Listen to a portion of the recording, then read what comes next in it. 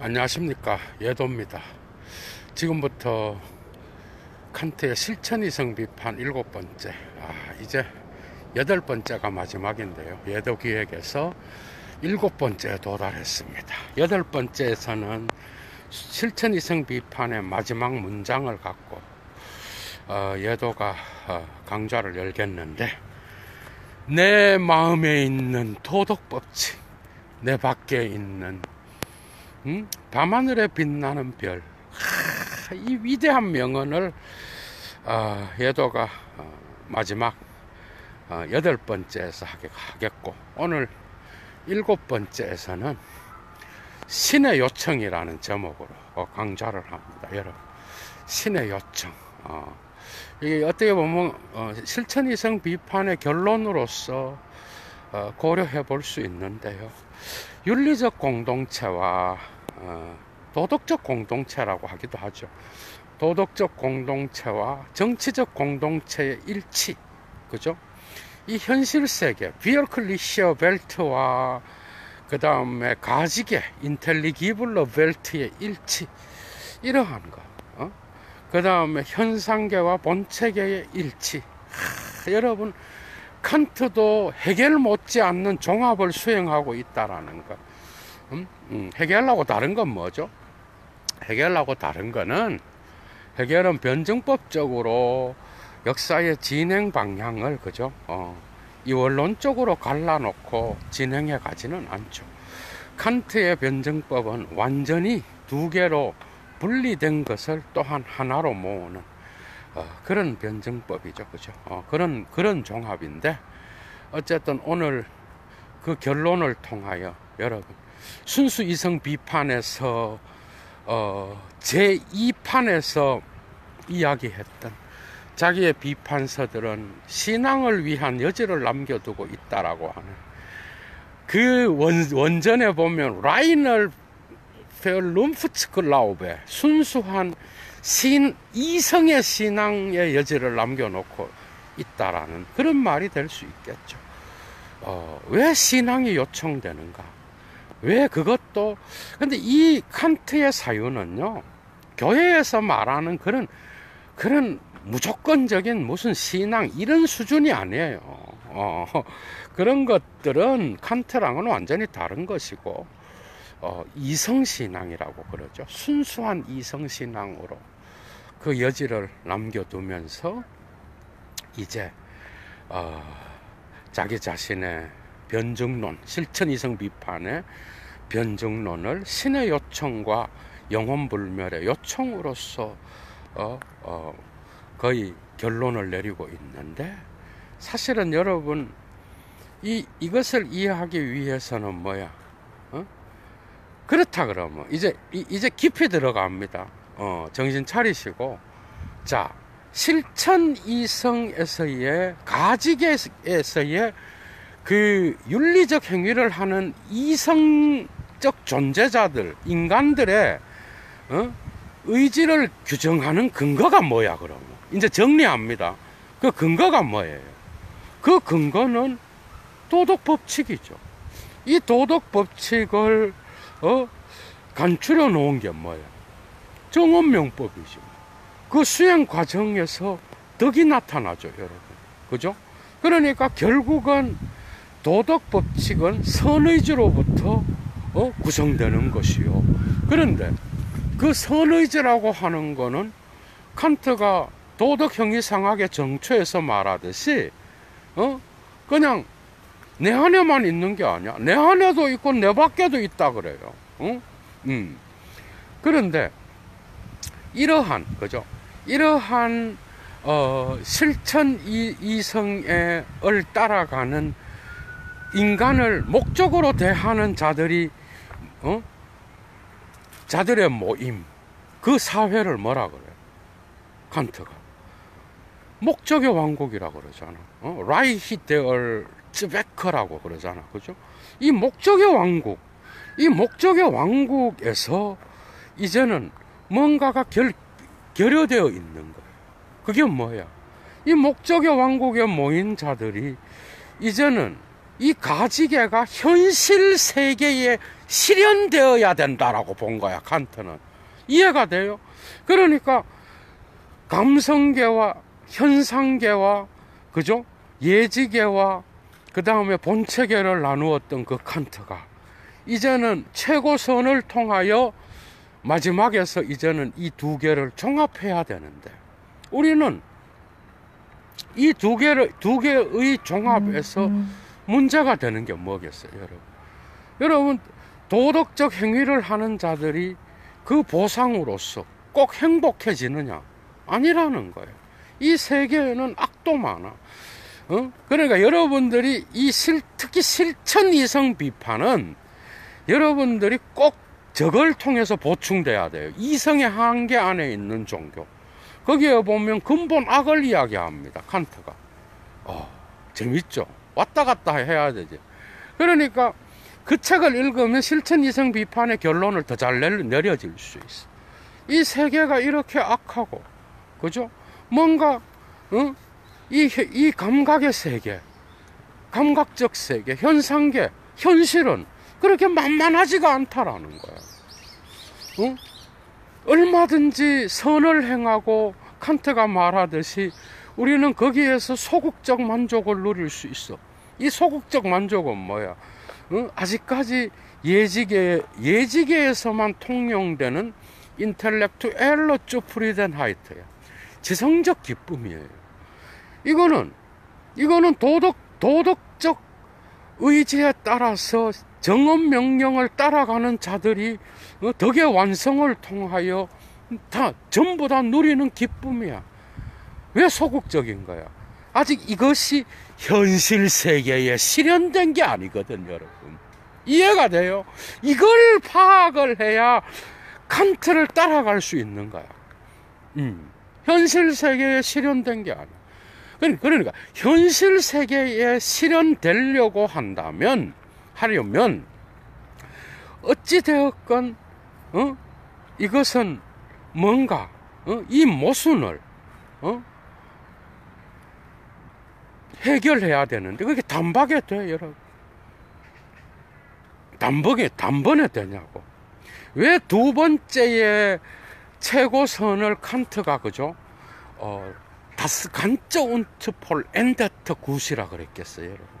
왜 인간의 행복을 소중히 여기는 그 두 번째의 최고선의 요소인 완전하고 전체적인 선이라고 왜 그랬겠어? 이 사회에 실현되지 않았다는 이야기예요, 여러분. 그건 목적이라는 거예요. 이제 이해가 되죠? 실천 이성의 목적이야 대상이고, 그러니까 이것은 점진적으로 나가야 되는 거예요. 그래서 진보를 이루어야 되는 거예요. 여기서 위대한 진보적인 이 사유가 나오는 거예요. 그러니까 이것은 어떻게 보면 칸트가 하느님 나라의 목적인 것처럼 그렇게 규정하고 있는데, 이 목적은 역사와 사회 속에서 가지계에서 모든 통용되었던, 그죠? 가상계에서 통용되었던, 예지계에서 통용되었던 그 도덕 법칙의 완성을 통한 덕의 실현, 이것이 이젠 현실 세계에 실현되어서 그걸 따르는 모든 자들이 가능하다면 전부 다 행복해질 수 있는 그런 사회가 와야 되는데, 그 사회가 뭐야? 역사 속에서 실현돼야 된다라는 거예요. 칸트는. 이제 이해가 되죠? 이 점에서 칸트의 철학은 이제 사변 철학을 넘어서는 그런 부분이 있는 거죠. 그죠? 그러니까 그래서 윤리학이 될 수 있었던 거예요, 철학에서. 그래서 스토아 학파를 비판했던 거야. 그 이유가 뭐야? 스토아 학파는 윤리적인 어떤 가치와 인간의 행복을 결합시켰잖아요. 우리가 선을 행하고, 우리가 뭔가 마음의 쾌락을 정돈하고, 우리가 뭔가 마음의 평정을 얻고, 그죠? 그렇게 하면은 우리는 행복해지는 거야. 그러니까 우리가 도덕적 행위 안에 이미 행복이 포함되어 있는 거야. 칸트는 이것을 공격하는 거예요. 왜 그런 거야? 이 행복은 사실 이러한 스토아주의적 윤리의 행복은 뭐야? 상당히 현실 도피적이라는 거야. 이해가 돼요? 이 역사 속에서 실현돼야 된다라는 거야. 단지 수도원에 들어가서 이룰 수 있는 종교적 공동체 안에서 이룰 수 있는 게 아니라 이 사회 전체, 이 역사 전체. 그래서 다스 간저 운트 폴 엔더턴 거야. 그 선이. 이해가 되죠? 전체가 완벽하게 사회 전체가, 역사 전체가 완벽하게 최고선으로 채워져서 이 덕이, 투겐트가 도덕 법칙의 결과로서의 행복이, 이 도덕 법칙의 실현으로 나타나는 덕이 그 결과로서 행복과 일치될 수 있는, 그러니까 뭐야? 이루어졌어, 안 이루어졌어? 여러분들이 아셔야 되는 게, 그래서 최고선은 선험적인 게 아니에요, 여러분.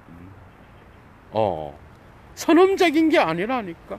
최고선은 우리 인간의 어떤, 그러니까 도덕 법칙은 선험적인 건데, 이 최고선의 실현은 선험적인 게 아니라 역사적인 거라고, 여러분. 단지 이걸 이루는 동기가 바로 도덕 법칙에 있다라는 거예요. 이해가 되죠? 그러니까 그 도덕 법칙과 연결되어 있는 이 최고선의 실현, 모든 인간들, 그죠? 이것을 따라가는 그 목적의 공동체가 이 사회 속에서 실현되는, 그래서 그 법칙을, 도덕 법칙의 보편적 진리를 따라가는 자들이 모두 다 행복해질 수 있는 그런 사회 공동체가 실현될 때에 비로소 최고선이 완성된다고 봤던 거야. 그러니까 이건 뭐야? 하나의 이상이에요, 여러분. 이상이야. 그러니까 그냥 이거는 단순한 글리크 젤리히가 아니라 이데대얼 글리크 젤리히야. 뭐죠? 행복의 이념이 되어버린 거예요. 그러니까 이게 목적이 되어버린 거야. 모든 역사와 사회의 목적이 된 것이고, 이것은 진행 중에 있는 거예요. 경험적인 거라고. 저는 이 부분에서 칸트가 아주 훌륭하다고 봅니다, 여러분. 이걸 놓치는 철학은요, 칸트를 절반을 이해 못하는 거예요, 여러분. 이 정도까지 가는 강의도 거의 들어본 적도 없지만은 이해가 돼요, 여러분. 그래서 이 도덕적인 어떤 공동체와 칸트 이후로 이제 윤리학에서 뭐예요? 공동체가 언제나 정치적 공동체를 통해서만 실현된다라고 하는 거. 그래서 해겔이 이렇게 나갈 수 있었던 거예요. 물론 비판적으로 칸트를 보고 있지만 엄청난 영향을 받았어요. 그러니까 리케르도 악의 상징의 결론에서 이런 이야기를 하잖아. 그죠?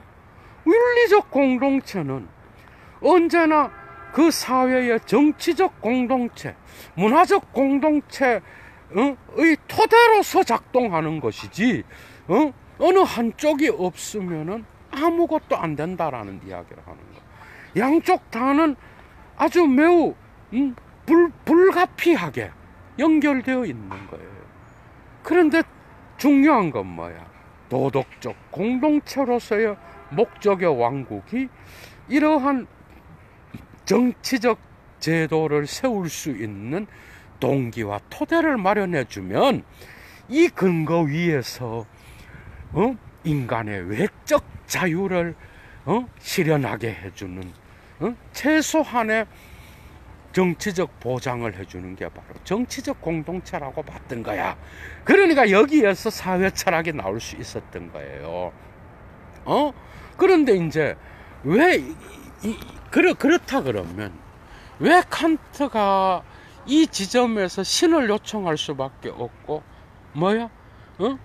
또 영혼불멸을 요청할 수밖에 없는 거야. 여러분, 그것은 바로 완전하고, 그죠? 전체적인 사회 역사의 선의 실현, 최고 선의 실현, 완성된 덕으로서의 최상의 선과, 그 다음에 이것을 그 공동체에 있는 정언명법을 따르는 도덕 법칙을 따르는 자들, 그래서 덕의 완성을 실현하는 자들의 어떤 전체의 행복이 보장되는 그런 사회가 되기 위해서는 뭔가 완전하고, 그죠? 이 사회 역사를 완전하게 다스릴 수 있는 그런 존재가 필요한 거죠. 이제 이해가 되죠. 그러니까 이 과정에서 다시 말하면 예지계와 현상계의 괴리, 현실 세계와 곧 감성계와 예지계의 괴리, 본체계와 현상계의 이 괴리를 메울 수 있는 이 두 개의 이율 배반을 해결할 수 있는 게 바로 완전하고, 그죠? 뭔 말인가 하면 이 우리가 선을 행할 때에 나타나는 작은 기쁨으로 만족한다든지 예지계에서만 느낄 수 있는 지성적 만족 정도로, 그죠? 그치는 게 아니라 이 현실 세계에서 모든 인간이 행복해지는 그런 최고선의 실현을 위해서는 최고 존재자의 요청이 필요했던 거예요. 이해가 되지? 그리고 이것을 실현하기 위해서는 인간들의 영혼 불멸이 필요했던 거야. 이해가 되죠, 이제? 그러니까 영원히 살면서 이걸 실현하지, 이게 아니라, 다시 말하면 살아서든 죽어서든 인간의 어떤 그러한 지상에서의 이루지 못한 것도 하느님 나라에서도 동일하게 이렇게 점진적 진보를 통하여서만이 우리는 이룰 수 있다라고 본 거야, 칸트는. 이해가 되죠? 그러니까 신이 죽고 나서 신이 완성해버린 이게 아니라고, 칸트는.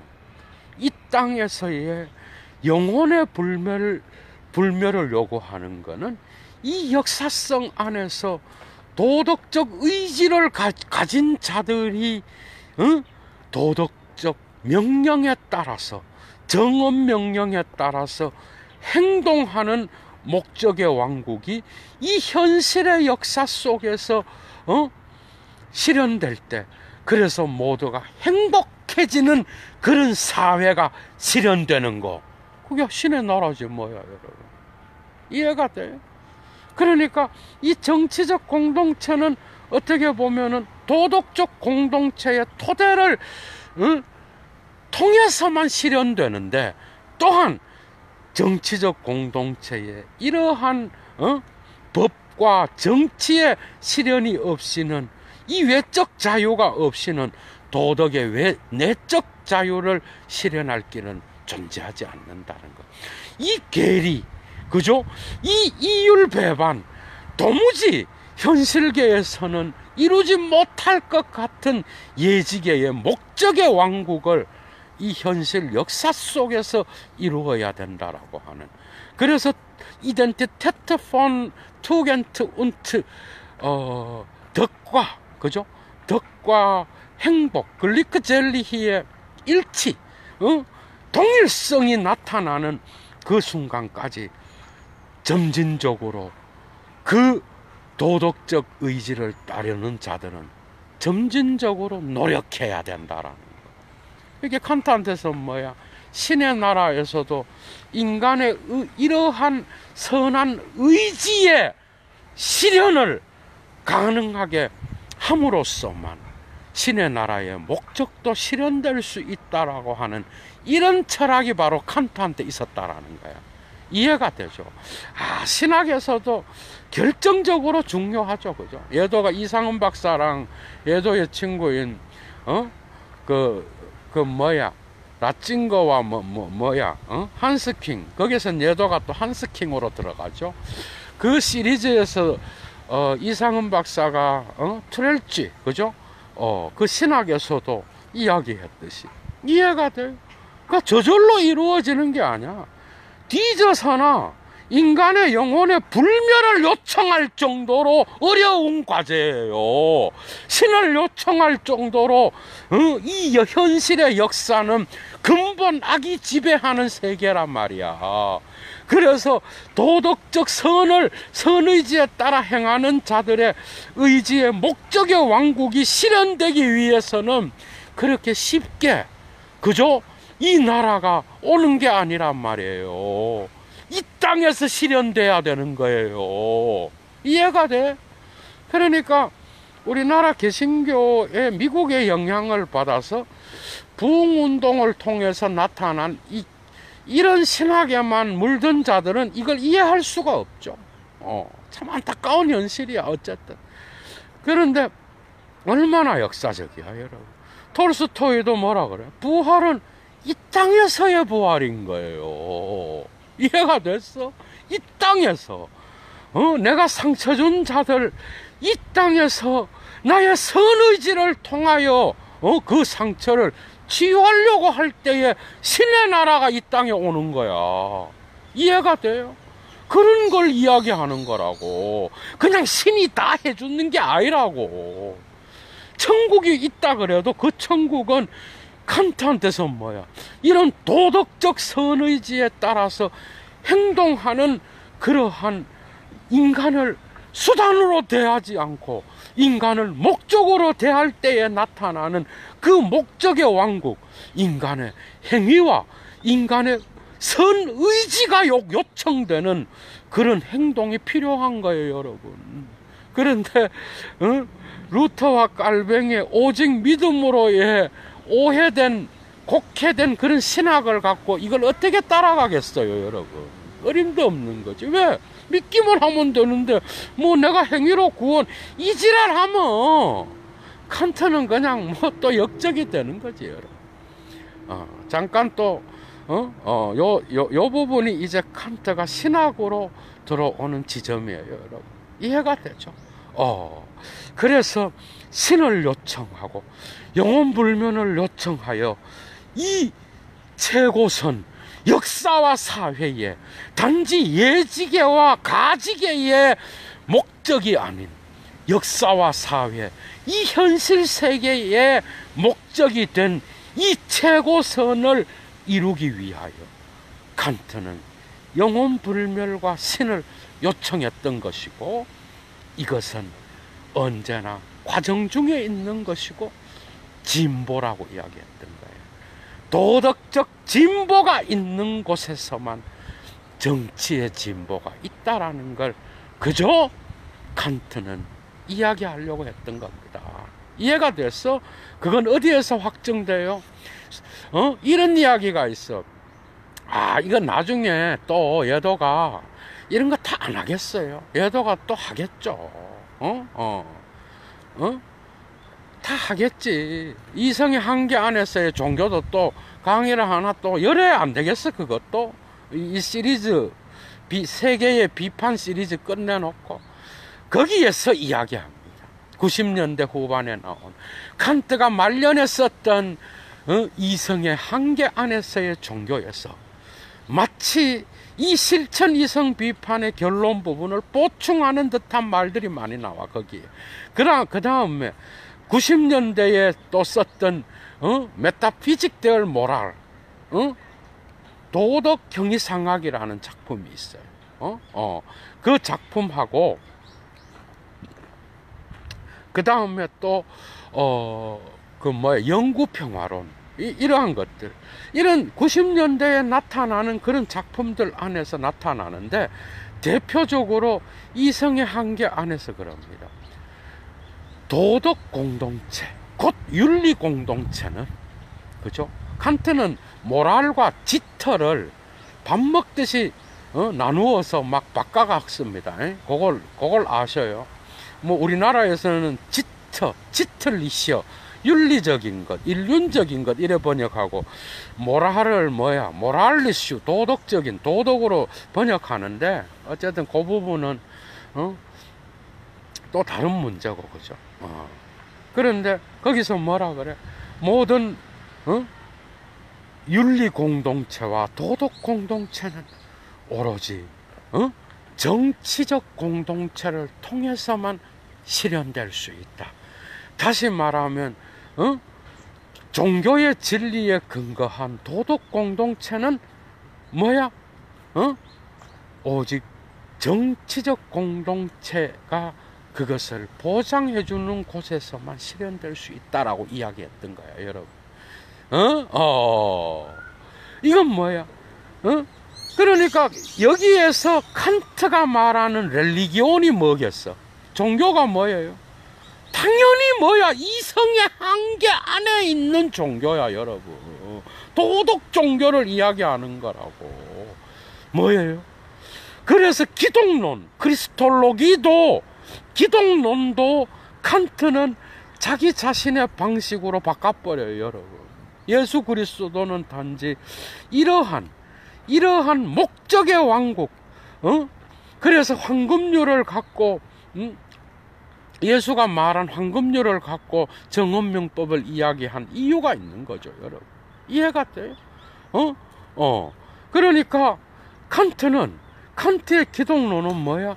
예수 그리스도 역시도 이러한 목적의 왕국, 다시 말하면 타인을 대접받고 싶은 대로 남을 대접하고, 타인을 수단으로 대하지 말고 언제나 목적으로 그 자체로 대하라라고 하는 이 말씀 위에서, 그죠?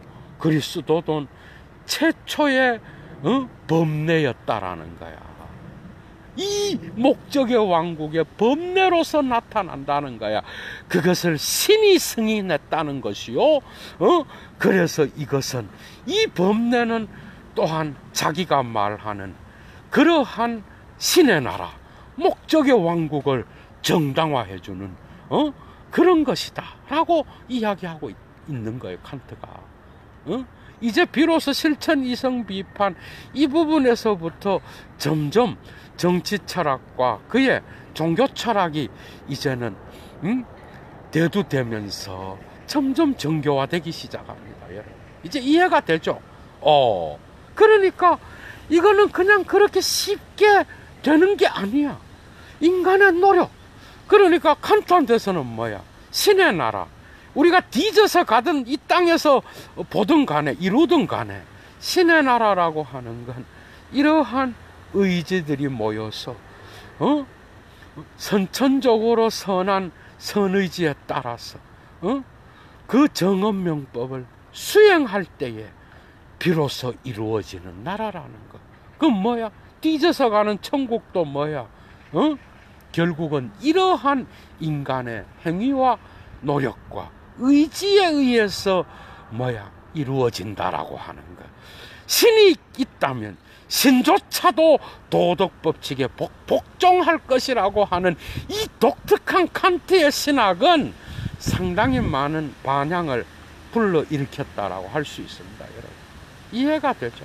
그래서 이것은 또한 나중에 부르주아 사회가 신의 나라에서 발전된 과학기술 안에서 그 사회에서 올바른 도덕을 행하게 되면은 그 나라가 바로 신의 나라가 온다라고 하는 이러한 이념으로도 이데올로기로도 가끔은 사용되었던 게 바로 이러한 칸트의 도덕 철학이었다. 이해가 되죠, 여러분? 너무 재미있잖아.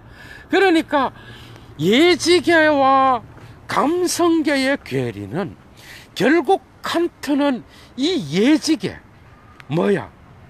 오직 순수 이성 비판에서 감각적인 형식, 시간과 공간 안으로 포섭되지 않는 그러한 대상이 있는데, 그게 바로 신과 영혼불멸과 자유인데, 이 세계는 결코 우리가 과학적인 그러한 인식적 객관을 통해서는 이룰 수 없다라는 것을 이미 이야기했고, 그래서 거기에 이런 개념들은 순수 이성과 이론 이성에서는 언제나 이율 배반을 일으킬 수밖에 없는 노소였고, 이것이 거기에서부터 이제는 현상계를 넘어서 있는 본체계와 물 자체의 세계가 작동하게 되었고, 그 세계의 주인은 선언적 자유가 되었던 것이고, 그 선언적 자유를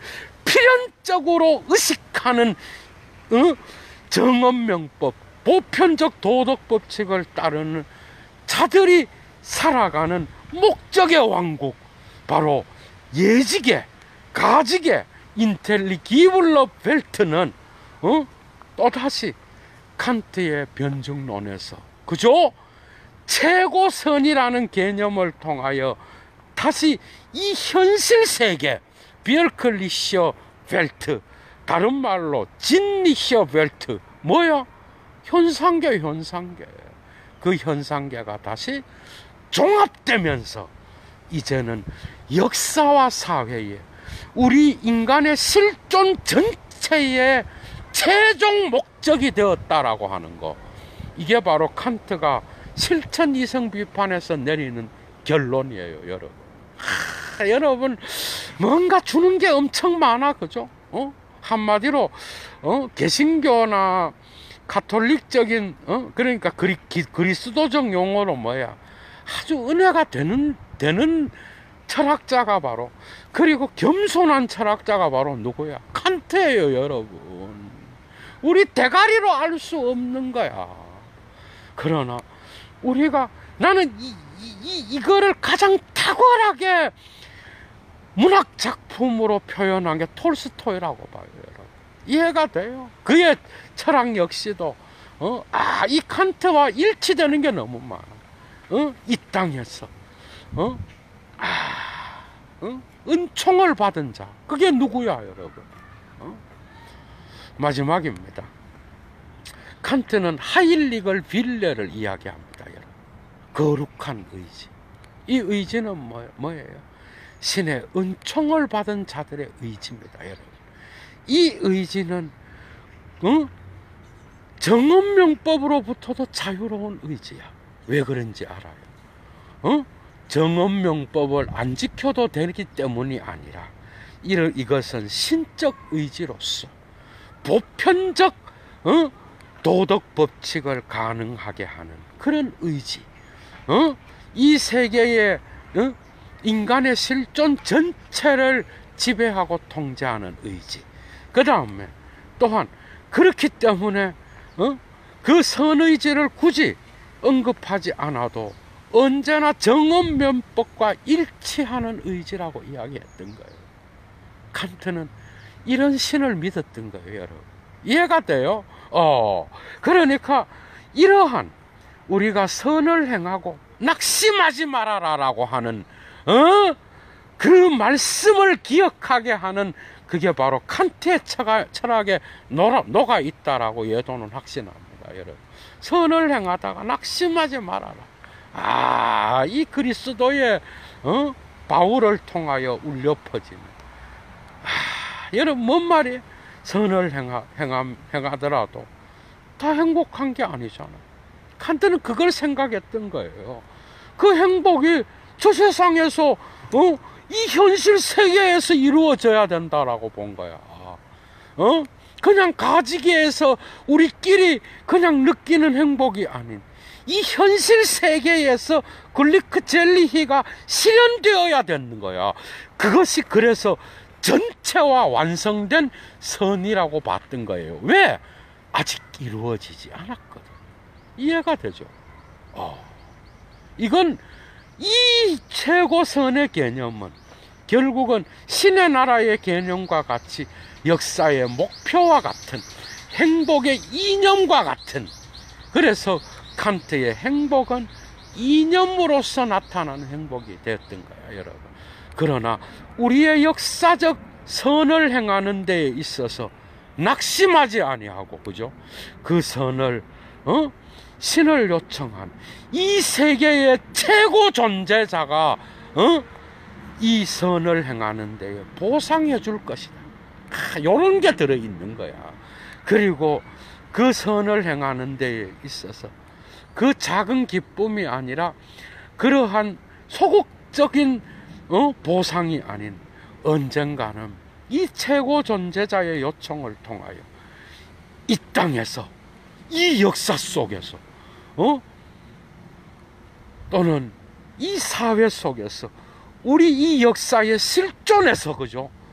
그 최고선이 이 최고 존재자의 요청을 통하여 보장된다라고 하는, 이해가 돼요? 그래서 우리에게는 영혼불멸이 요청된다라고 하는, 그 나라로 가는 과정에 있다라고 하는 거. 여러분, 이거 그러니까 여기 오니까 해겔도 보이잖아. 해겔 보이죠?